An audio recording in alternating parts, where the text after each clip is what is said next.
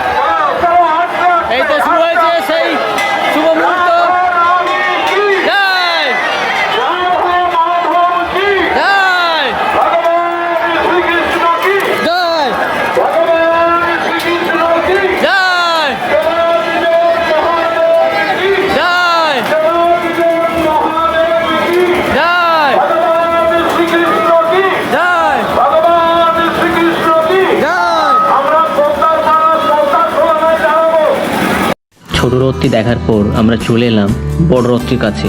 এখানে এটাকে বলা হয় রাধা বল্লভ জিও রথ।